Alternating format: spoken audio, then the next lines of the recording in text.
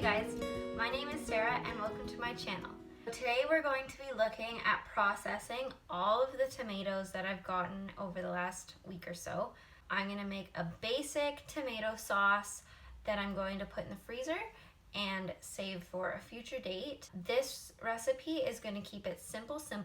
I'm not going to put too many spices in it at all, just so that when I pull it out of the freezer, I can adjust the spices to whatever I want. Some people like to pre-spice everything, and I could, because I usually do the same spices every time, but I like to have the freedom because I don't know what future Sarah's gonna do, you know what I mean? So this is not a canning recipe. I have not really gotten into canning much yet. I don't have a big enough garden to produce enough yield to have to can things. Using my freezer is perfectly fine, and honestly, we'll probably eat everything by Christmas, maybe even by Thanksgiving. We love red sauce, just love it. So the first year that I grew my own tomatoes and made sauce with them, I did the whole peeling and boiling and the ice bath, like the whole thing. And it made a huge mess in my kitchen, took forever, and was just so much work that I decided I'm never doing that again. It's not worth it for me. I'm sure there's another way that I can make wonderful spaghetti sauce without all that. So I thought about it and I thought, you know what? I bet you if I just threw all this stuff in the food processor, you wouldn't even know the difference. So I tried and I was right. You can't tell.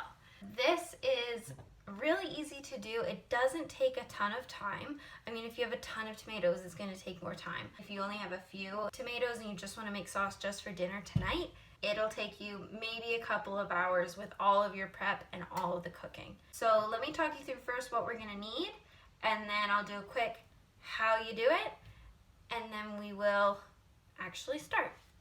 So the things you're going to need to make this, you're going to need a couple cookie sheets or roasting pans or just something that you can lay everything out flat in one layer in the oven. You're going to need a paring knife, a cutting board, a large bowl or maybe two depending on how many tomatoes you have, and a food processor. For ingredients, you're going to obviously need tomatoes. Personally, I really like when there's a blend of different varieties of tomatoes, but if you only have one, that's fine. It's completely up to you. You're also going to need a couple onions, some garlic, salt and pepper, olive oil, and balsamic vinegar. So that's it. Now, the thing I really like about this recipe is it's really simple and everything gets blended up really well in the food processor. So if you have an abundance of zucchini or beets, or your kids don't eat spinach or greens, you can put anything in this sauce if you want to. It does not have to be straight tomatoes. And you can hardly tell the difference. I personally think it makes it better, but for picky eaters that don't like those things, they will never know. So you can literally throw whatever you want into it. It's a great way just to use up vegetables that you have in your garden. We really don't like spinach and kale, things like that, but we know they're really good for us and we try to eat them more. So if I had some ready right now, I would throw that in. I do have some beets and turnip greens in my house right now, so I might throw those in. So first thing you're gonna do, preheat your oven to 400 degrees Fahrenheit, and then while that's preheating, wash up all of your tomatoes, and you're gonna slice them in half. And I like to take the top part of the core where the stem connects. If it's really small, like on San Marzanos, often that spot is really small, so I don't worry about it. But some of my homestead tomatoes, it's quite a large spot that's just really tough and doesn't taste like anything. So I just cut that out. You don't have to. You really don't have to. But that's just me. I do.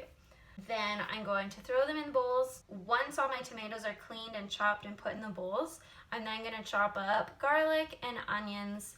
It doesn't matter how big or small, because it's all going to go in the food processor. So don't worry about it. Put those in. Then I'm just going to kind of douse the thing with some olive oil, balsamic vinegar, S&P, and lay it out flat on a cookie sheet. Throw it in the oven for about 45 minutes, I find is good enough, maybe an hour. Doesn't matter too much. And then you're gonna blend it all up in the food processor and put it into freezer bags. It's that simple. So you can put it in the really large bags like this. Personally, I like to do them in this size. This is the medium size freezer bags.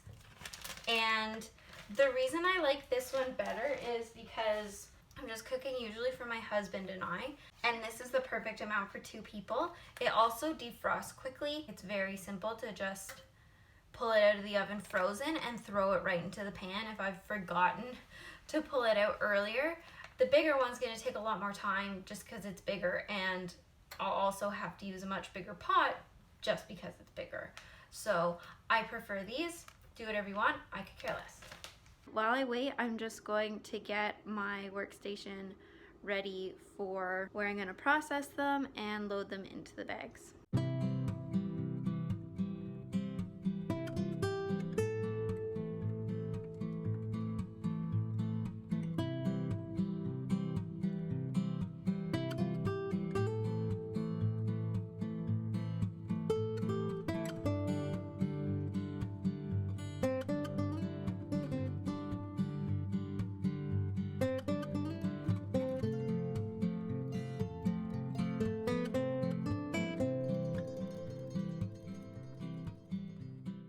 Okay, so my prep station is ready.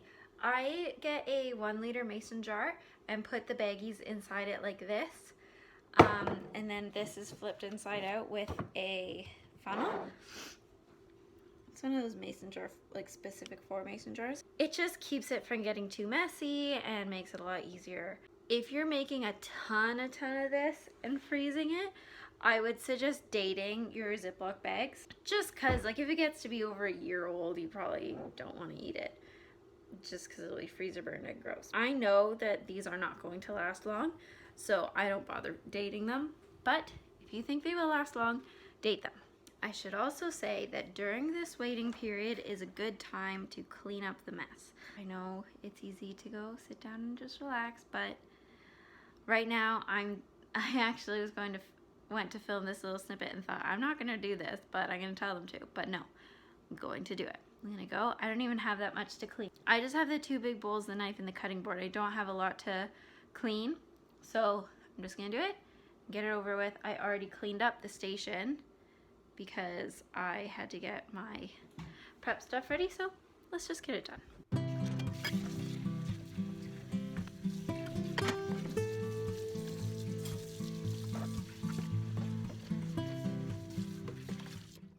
Okay, it's been 45 minutes. Let's see. Oh yeah. Okay, so let me pull this out and I'll show you what I'm seeing. So, see how this one has some like blackness on some of the skins? That's perfect. That's exactly what you want. Try not to spill this. Oh yeah. That is gorgeous. And this one, there's a little bit, we'll give it like 5-10 more minutes. So I'm gonna let it cool. I'll come check on the other one and pull that out when it's ready.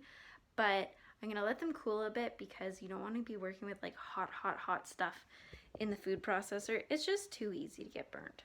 So if you've got the time to let it cool down before you do all the food processor stuff, I highly recommend you do. It's just safer. But if you're a rebel, you can do whatever you want, I guess. I forgot something so important. Now, if you're growing tomatoes, I'm just gonna say it's safe to assume you're probably growing basil as well. The tomatoes I just roasted, I would have put fresh basil in with that as well. But I forgot. How did I do that? So I'm just gonna go pick some. I'm in the garden, I'm gonna pick some right now. I think I'm gonna pick some oregano and I'll just make a few batches with it right in there. So let's do that. My basil plants are really starting to look sad.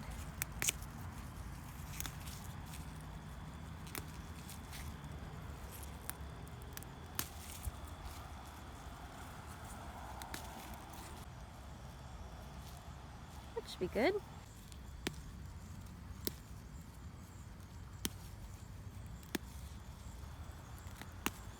Ooh, took a lot. Some oregano. That's pretty shot.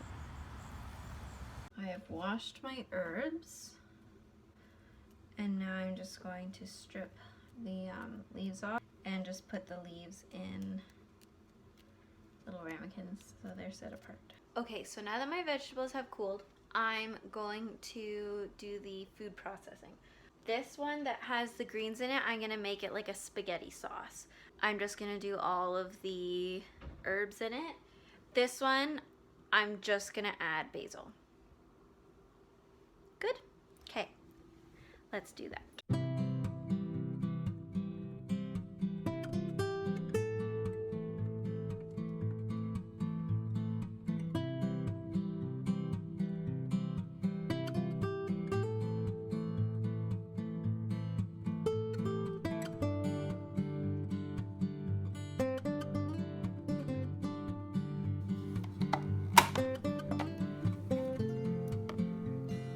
Oh yes.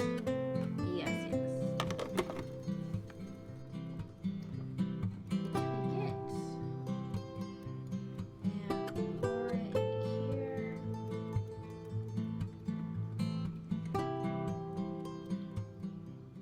Now see how it's really, really thick? That's really good because when it defrosts, it's going to add a lot more liquid.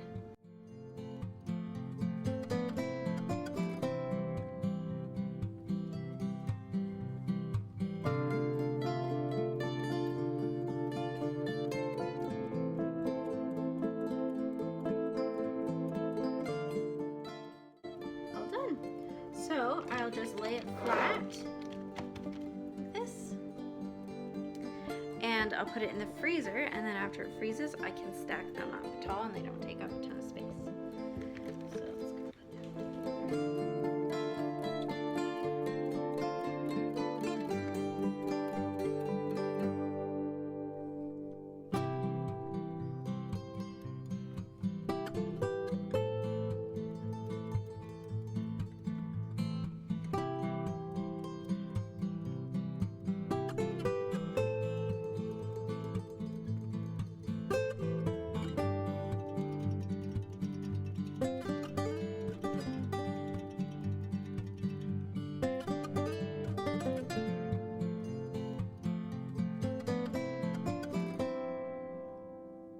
Okay, so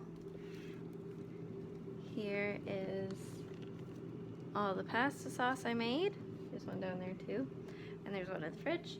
That's it. It's really simple. It doesn't take a lot of time, and it's not a super messy process. Like here, I'll turn it around and you can see.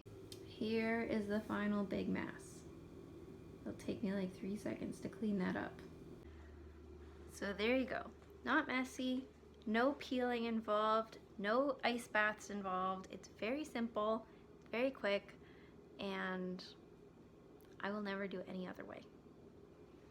Well, unless you have a much better way, then let me know. I'm not closed-minded about these things. Okay? Hope you have a wonderful day, and I'll see you again very soon. Bye!